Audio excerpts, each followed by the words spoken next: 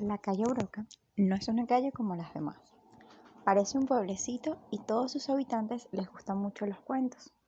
Hace años, un curioso personaje empezó a frecuentar la calle. Más bien alto, peinado como un erizo, descuidado en el vestir, escritor sin lectores. Decía llamarse Señor Pierre. Pero los niños descubrieron enseguida que era una bruja.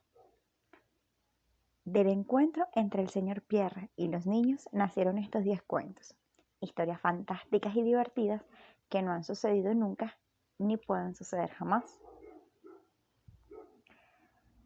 Pierre Gripari, cuentos de la calle Broca.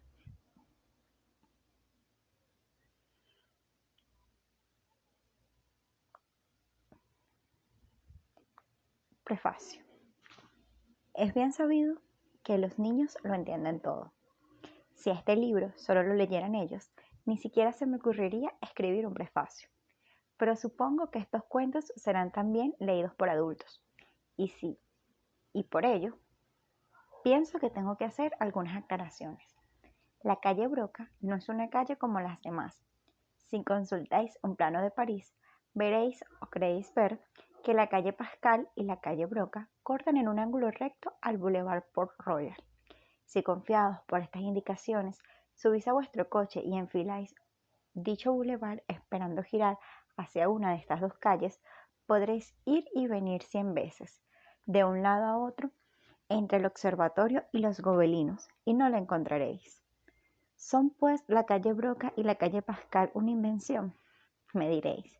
No, existen enteras y verdaderas. Van en una línea recta, o casi, desde el Boulevard Arago a la calle Claude Bernard. Por esta razón deberían cruzar el Boulevard Port Royal. Pero la explicación de esta anomalía no la encontraréis en un plano, porque el plano no tiene más que 2 dimensiones. Según el universo de Einstein, París en un sitio presenta una curvatura y pasa, por así decirlo, por encima de sí mismo. Pido disculpas por emplear aquí un lenguaje de ciencia ficción, pero es que no hay otras palabras. La calle Broca, al igual que la calle Pascal, es una depresión, una ranura, una hendidura en el subespacio de 3 dimensiones.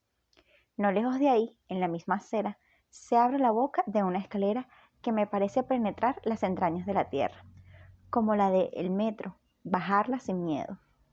Una vez abajo, no estaréis bajo tierra, os encontraréis en la calle Pascal.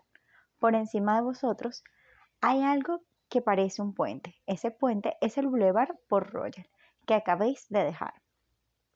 Un poco más allá se produce el mismo fenómeno, pero esta vez para la calle Broca. Esto resulta extraño, pero es así. Ahora dejamos a un lado la calle Pascal, que es demasiado recta, demasiado larga, demasiado corta también para poder aclarar el misterio, y hablaremos solo de la calle Broca. Esta calle es curva, estrecha, tortuosa y encanojada, debido a la anomalía espacial que acabo de explicar. Aunque cada uno de sus extremos desemboca en París, no es del todo París. Casi céntrica, pero en otro plano, subterránea y al aire libre, parece como un pueblecito. Para las gentes que la habitan, esto crea un clima completamente especial. Primero, todos se conocen y cada uno de ellos sabe más o menos lo que hacen los demás y en qué se ocupan, cosa excepcional en una gran ciudad. Además, la mayoría son de origen muy diverso. Yo he encontrado en esta calle argelinos, españoles, portugueses, italianos, un polaco, un ruso, incluso franceses. En fin, las gentes de la calle Broca tienen algo en común: les gustan las historias. En mi carrera literaria he tenido muchos fracasos y la mayor parte de ellos los atribuyo al hecho de que al francés en general y al parisismo en particular no le gustan las historias.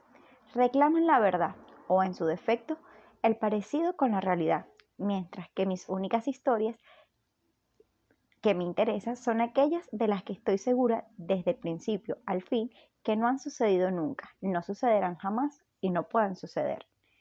Estimo una historia imposible, por el solo hecho de no tener que justificar ninguna pretensión documental o ideológica.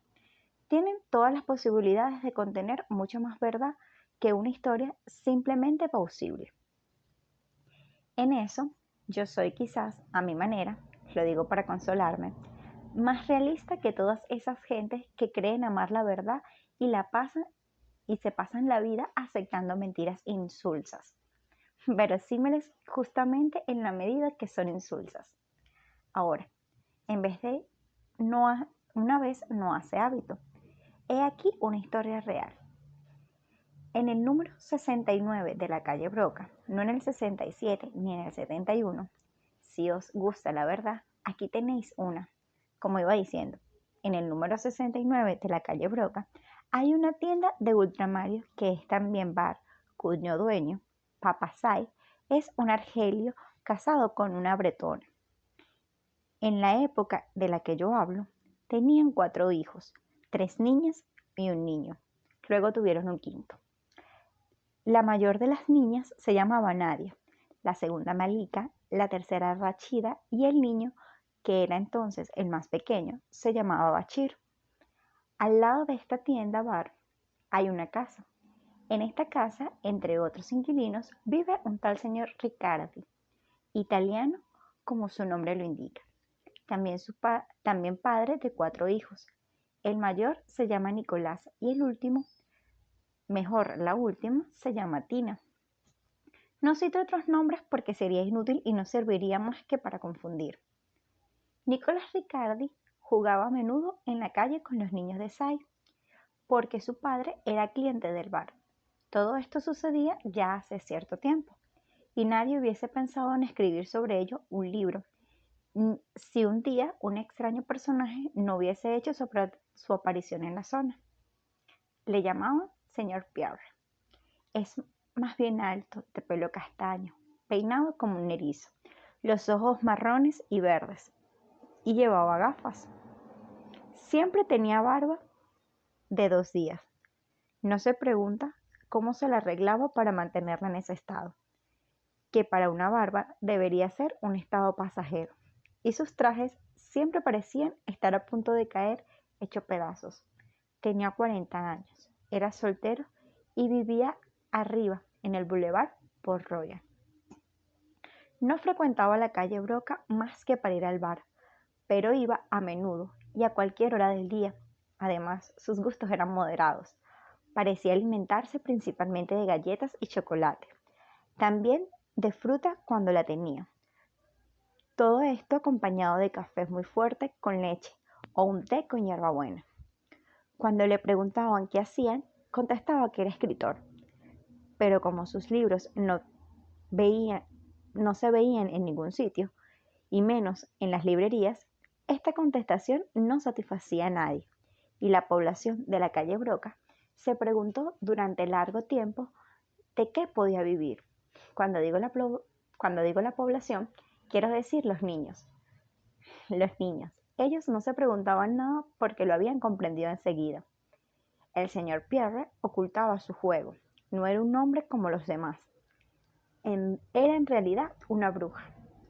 Algunas veces, para desenmascararle, se ponían a bailar delante de él gritando: vieja bruja de nuez de coco, o también vieja bruja de las joyas de plástico. Inmediatamente, el señor Pierre se quitaba la máscara y se convertía en lo que era. Ocultaba la cabeza en la gabardina, dejando solo la cara al descubierto. Dejaba resbalar sus grandes gafas hasta la punta de la nariz ganchuda, hacía muecas horribles y se abalanzaba sobre los chiquillos con fuerza y una risita aguda, estridente, nasal, como podía ser de una vieja cabra.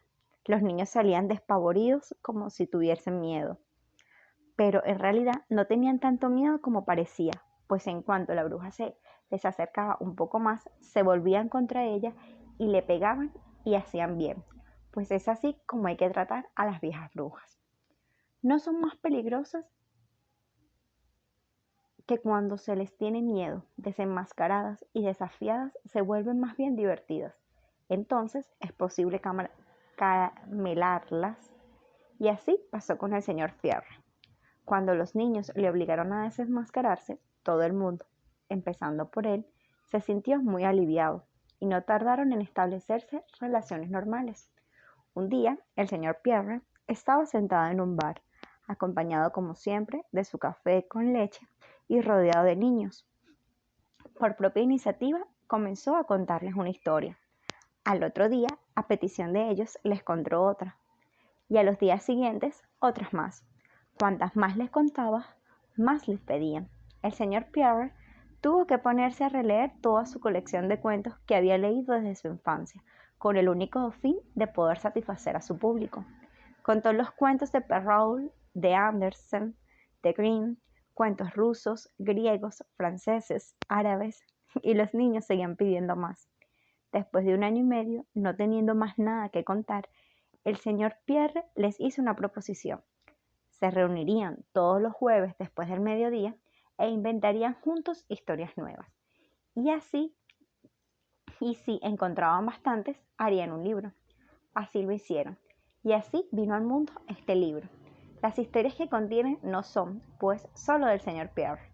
Han sido improvisadas por él con la colaboración de su público y aquellos que no han creado jamás en estas condiciones.